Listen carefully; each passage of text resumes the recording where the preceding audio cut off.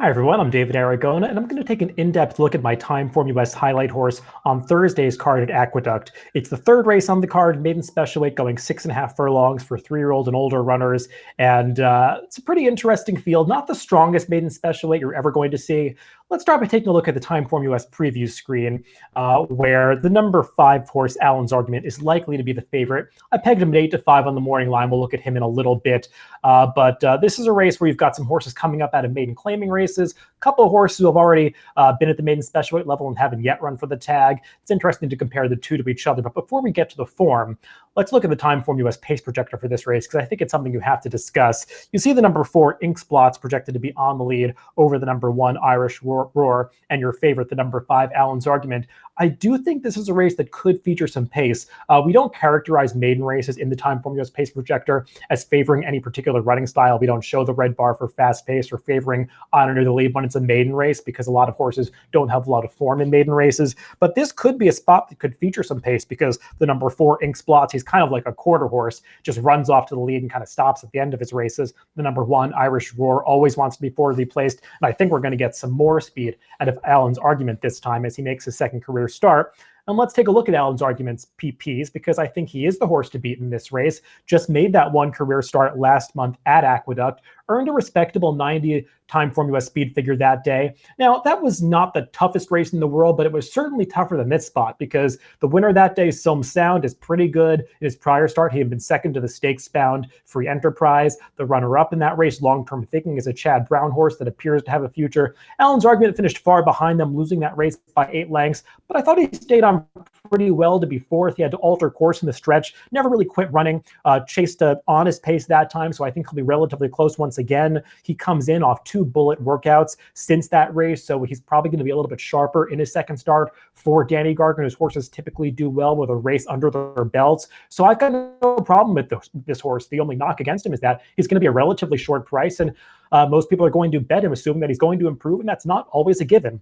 Let's take a look at another contender, one that could be considered his main contender on the tote board, the number 7 Freedom Prince. Now, in terms of TimeformUS speed figures, he's probably the best one in this race, because some other horses have run faster on the turf, but based on his dirt races, he's run the highest figures. He's got that 96 two-back when he was second to Other Things Equal, who's since done well in Starter Allowance Company. And then last time he got that 102 TimeformUS speed figure, which is the highest TimeformUS speed figure on the dirt in this race, losing that maiden claiming event by a half a length. The problem with him, though, it's a question of class, because he's done all of his work against maiden claiming company. Now he's moving up to the maiden special weight level. As I said, it's not the toughest maiden special weight that he's ever going to encounter, but he has to face some tougher, well-meant runners.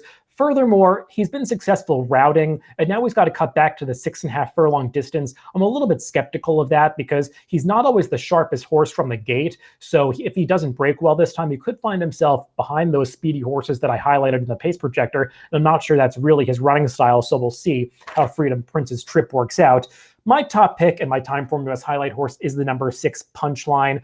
This is a horse that I think has more ability than he's shown up until this point. You see he's coming off a pretty substantial layoff. He's been off for about 9 months coming into this race, but he's a horse that I think has shown more than it seems, especially in his most recent start back in April. Now, he was very green in his debut, so I just want to kind of draw a line through that race. I don't think we got to see anything that he's capable of doing in that December race. But last time out, when he competed on Wood Memorial Day back in April, he finished behind some horses that have since come back to run a lot faster. And I think it's worth looking at the chart of that race to really illustrate that. You can just click on the running line of the horse and the horses that finished in the first, second, and third positions to pull up the TimeformUS charts. And looking at the running line and the chart from Punchline's last race, I've forwarded to see how these horses have progressed in their next starts. The winner, Mo Gotcha, got an 88 speed figure winning this race, and he returned the next time out to get a 105 when he faced winners next time. Looking at the second place finisher, Vehement, he got an 84 and then came back to get a 98 next time on the turf.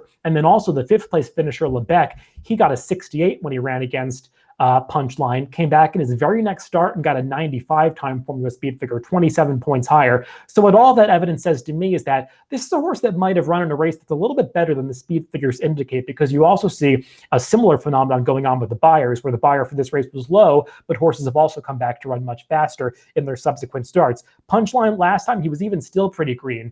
Since then, he's been working well coming into this race. He's going out for Jimmy Jerkins, a trainer who can certainly win these maiden special weights with horses coming off layoffs. You saw on that TimeformUS past performance screen prior to this that Punchline had an 80, or rather Jimmy Jerkins had an 85 TimeformUS trainer rating with horses coming off this specific type of layoff. So that's a good sign for him. I just think Punchline is a horse that might get the right trip from off the pace. In a race where I don't really trust the horses coming out of the maiden claiming events, and he's one that hasn't run for that claiming tag yet and might still have some potential to move forward. So if he's around 5 to 1, I think that's a fair price on my TimeformUS Highlight Horse on Thursday at Aqueduct.